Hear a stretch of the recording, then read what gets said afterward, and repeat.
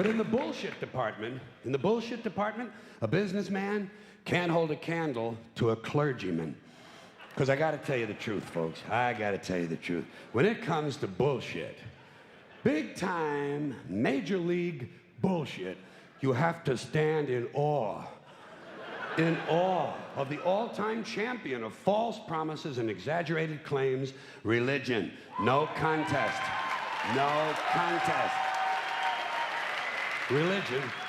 Religion easily has the greatest bullshit story ever told. Think about it. Religion has actually convinced people that there's an invisible man living in the sky who watches everything you do every minute of every day.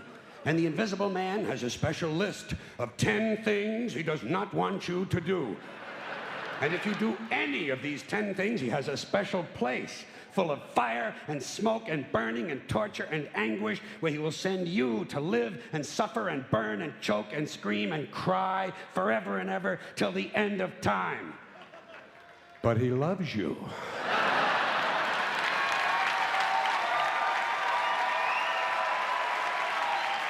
He loves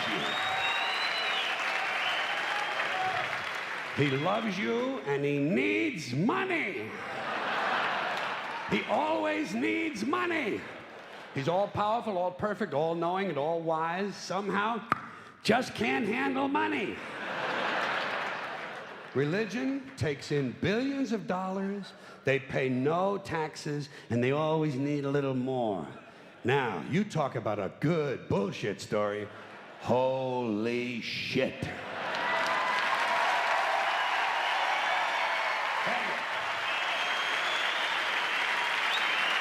Thank you.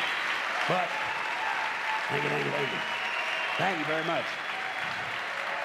But I want you to know something. This is sincere. I want you to know, when it comes to believing in God, I really tried. I really tried. I tried to believe that there is a God who created each of us in his own image and likeness, loves us very much, and keeps a close eye on things.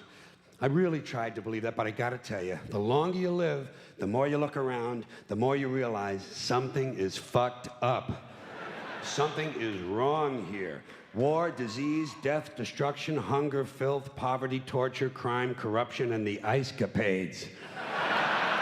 Something is definitely wrong. This is not good work. If this is the best God can do, I am not impressed. Results like these do not belong on the resume of a supreme being. This is the kind of shit you'd expect from an office temp with a bad attitude. And just between you and me, if in any decently run universe, this guy would have been out on his all-powerful ass a long time ago.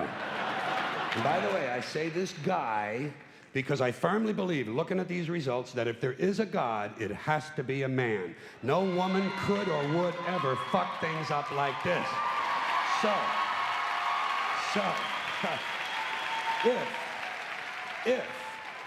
If there is a God, I think most reasonable people might agree that he's at least incompetent and maybe, just maybe, doesn't give a shit.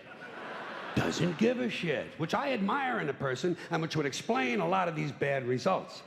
So rather than be just another mindless religious robot, mindlessly and aimlessly and blindly believing that all of this is in the hands of some spooky, incompetent father figure who doesn't give a shit, I decided to look around for something else to worship, something I could really count on. And immediately, I thought of the sun. Happened like that. Overnight, I became a sun worshiper. Well, not overnight. You can't see the sun at night. But first thing the next morning, I became a sun worshiper. Several reasons. First of all, I can see the sun, okay?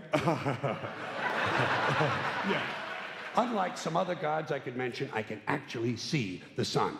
I'm big on that. If I can see something, I don't know, kind of helps the credibility along, you know?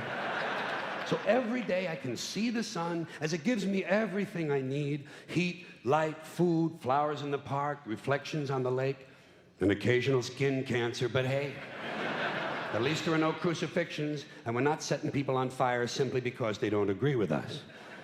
Sun worship is fairly simple. There's no mystery, no miracles, no pageantry. No one asks for money. There are no songs to learn. And we don't have a special building where we all gather once a week to compare clothing. And the best thing about the sun, it never tells me I'm unworthy. Doesn't tell me I'm a bad person who needs to be saved. Hadn't said an unkind word. Treats me fine. So I worship the sun. But I don't pray to the sun. Know why? I wouldn't presume on our friendship. It's not polite. I've often thought people treat God rather rudely, don't you? Asking trillions and trillions of prayers every day, asking and pleading and begging for favors. Do this, give me that, I need a new car, I want a better job.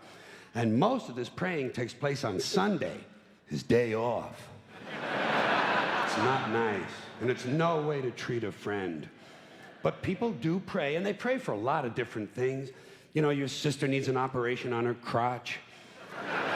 Your brother was arrested for defecating in a mall. But most of all, you'd really like to fuck that hot little redhead down at the convenience store. You know, the one with the eye patch and the club foot, huh? Can you pray for that? I think you'd have to. And I say, fine, pray for anything you want. Pray for anything. But what about the divine plan? Remember that? The divine plan. Long time ago, God made a divine plan. Gave it a lot of thought, decided it was a good plan, put it into practice. And for billions and billions of years, the divine plan has been doing just fine. Now you come along and pray for something. Well, suppose the thing you want isn't in God's divine plan. What do you want him to do? Change his plan? Just for you? Doesn't it seem a little arrogant? It's a divine plan. What's the use of being God if every rundown schmuck with a $2 prayer book can come along and fuck up your plan?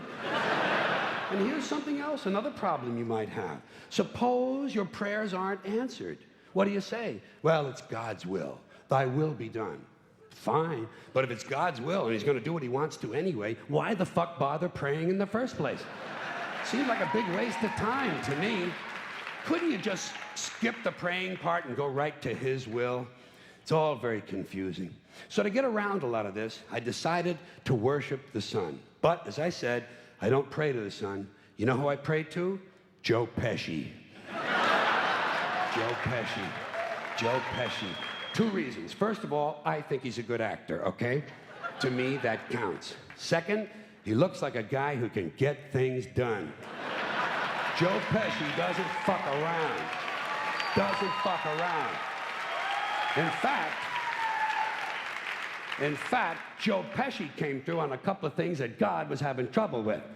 For years, I asked God to do something about my noisy neighbor with the barking dog. Joe Pesci straightened that cocksucker out with one visit.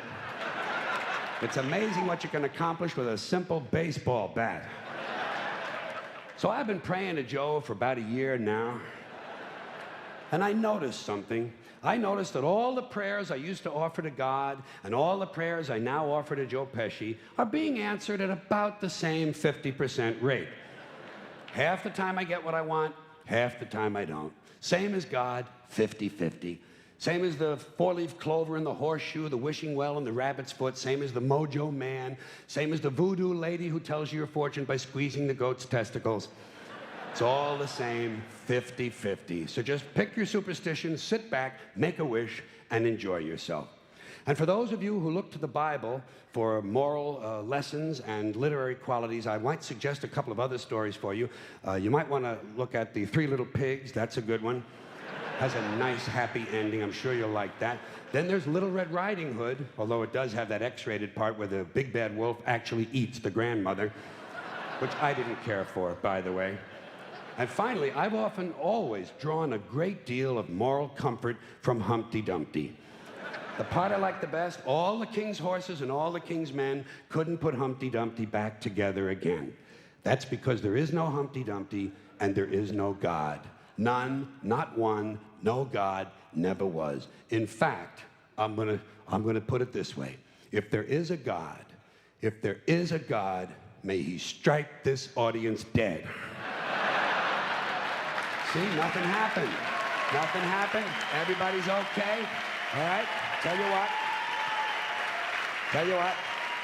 I'll raise the stakes. I'll raise the stakes a little bit. If there is a God, may he strike me dead. See, nothing happened. Oh, wait, got a little cramp in my leg. And my balls hurt.